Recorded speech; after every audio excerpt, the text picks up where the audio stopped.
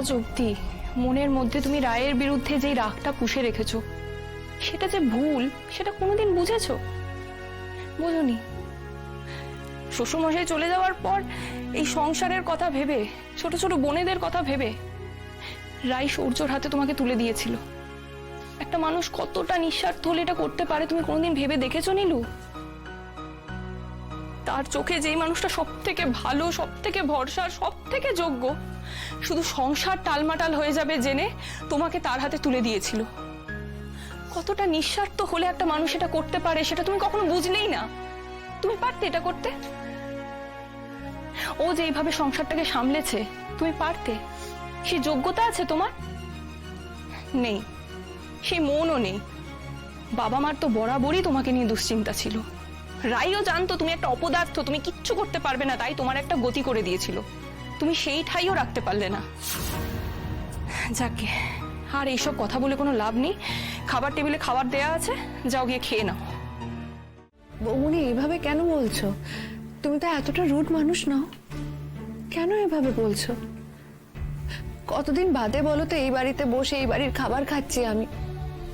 বৌমনি, নীলু, তুমি খাবার টেবিলে বসে চোখের জল ফেলছো সে দেখে আমার খারাপই লাগছে, কিন্তু তোমার সাথে যা ঘটেছে নীলু, সেটা কেবল তোমার একার কর্মফলে। আর রায়ের সঙ্গে যা ঘটেছে সেটা তোমার অপকর্মের ফলে। আর একটা কথা শুনে রাখো নীলু, তোমার এই চোখের জলে অন্তত আমি আর কোনোদিন বিশ্বাস করব না, কোনো দিন না।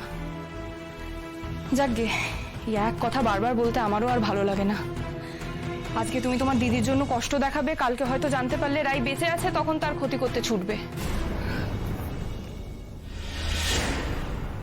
বৌমনি, তুমি আমাকে এতটুকু বিশ্বাস করো না, তাই না? তুমি নিজেই বলো না নীলু, তুমি নিজেকে বিশ্বাস করার যোগ্য রেখেছো? যাকে নীলু, আমি যাই এখান থেকে।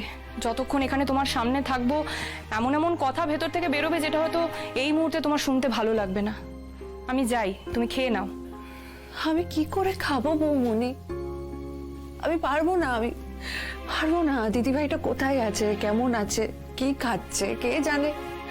আমার আমার গলা দিয়ে খাবার নামবে না গো, আমার গলা দিয়ে খাবার নামবে। কষ্ট আমরা সবাই পাচ্ছি নীলু, কিন্তু জীবন থেমে থাকেনি আর থাকেও না। মানুষ আর কতদিন না খেয়ে থাকবে বলো? তাছাড়া তুমি জেলে যেভাবে খেয়েছো এতদিন, সেখানে আজকে বাড়িতে বসে তোমার খাবার জুটছে, সেটা অবহেলা করো না। খেয়ে নাও।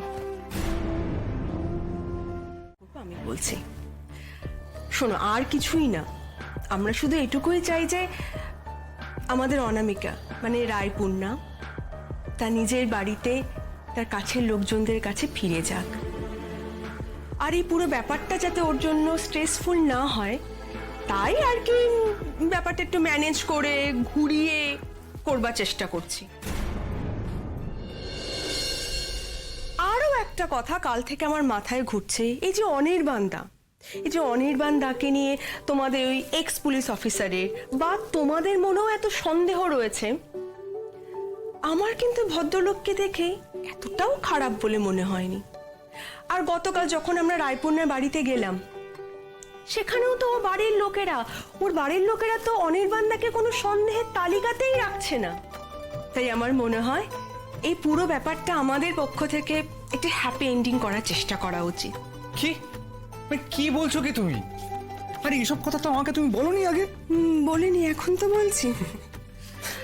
দেখো, আমার ধারণা হয় কি বলতো, আমার ধারণা হয় যে অনির্বাণদা আর অনামিকা মানে রায়পূর্ণা, এদের দুজনের মধ্যে না একটা মারাত্মক রকমের ভুল বোঝাবুঝি, মান অভিমান চলছে। আচ্ছা বৌদি, তোমরা যে বলেছিলে ওরা ডিভোর্স ফাইল করেছে, তার মানে কিন্তু গোটা ব্যাপারটা সাধারণ ভুল বোঝাবুঝি নয়। আমি জানি যে ওদের ডিভোর্স ফাইল হয়েছে, কিন্তু সেদিন অনির্বাণদাকে দেখার পরে রায়পূর্ণা যেভাবে রিয়াক্ট করলো না, ওর ওর ওর লুকিয়ে লুকিয়ে কান্না, সবসময় মনমরা হয়ে থাকা, অন্যমনস্ক থাকা, এই পুরো ব্যাপারটা দেখে আমার এটা মনে হয়েছে যে আমাদের অন্তত একটা চেষ্টা করা উচিত ওদের দুজনে মিল করার। না, সে চেষ্টা করছো, খুব ভালো কথা, কিন্তু একটা জিনিস মাথায় রেখো যে লেবু কচলে তেতো যেন না হয়ে যায়। যদি স্রেফ মান অভিমানের ছাড়াছাড়ি হতো তাহলে তো মানে অনির্বাণকে দেখে চিনতে পেরে রায়পূর্ণা তোর কাছে যাওয়ারই চেষ্টা করতো, তাই না? ধরে নিচ্ছি যে অনির্বাণকে দেখেই ওর স্মৃতি ফিরে এসেছে, কিন্তু সেটা হলে তো অনির্বাণকে দেখে ওর নিজের সত্যিকারের জায়গায় ফেরত যাবার প্রচণ্ডভাবে চেষ্টা করতো, কিন্তু সেটা করেনি। বরং তার উল্টো, যে অনির্বাণকে দেখেও চিনতেই পারেনি। সে হয়তো এখনো দোলাচলে রয়েছে। দেখো, অনির্বাণ দাকে নিয়ে যদি রায়পূর্ণার স্মৃতি এতটাই খারাপ হতো, তাহলে এই বাড়িতেই অনির্বাণ দাকে দেখার পরে তো পালিয়ে যাওয়ার চেষ্টা করতো। এভাবে বললো, আমি বারণ করতে পারলাম না মা। দেখো, সেদিন যখন ওদের বাড়িতে গেছিলাম, আমি একটা জিনিস লক্ষ্য করলাম, ওদের সবার মধ্যে না ভীষণ আন্তরিকতা আছে। সেদিনও কিন্তু ওরা আমাকে বারবার বলছিল যেন আমি ওদের বাড়িতে আরো একবার যাই, মানে যদি ধরো কখনো ওদিকটাতে যাই, আমি যেন অবশ্যই ওদের বাড়িতে যাই। প্রথমে ভেবেছিলাম হয়তো ফর্মালিটি করছে, কথার কথা, হয়তো সামনে বসে আছি তার জন্য বলছে, কিন্তু পরে দেখলাম যে না, ওরা সত্যি যোগাযোগ রাখতে চায়। এটা আরো ভালো করে বুঝলাম শুভর ফোনটা আসার পর। আর তারপর অঞ্জনও আবার আলাদা করে আমাকে ফোন করে ইনভাইট করলো, বারবার করে আমাকে রিকোয়েস্ট করলো আমি যেন যাই। আমি ওর কথা আর ফেলতে পারলাম না। এমন ভাবে যাওয়ার কথা বলছো যেন মনে হচ্ছে আমাকে তুমি এক্সকিউজ দিচ্ছ। অনি, তুমি কি আমার কাছ থেকে কিছু লুকোচ্ছ? লুকোচ্ছি মা, লুকোচ্ছি।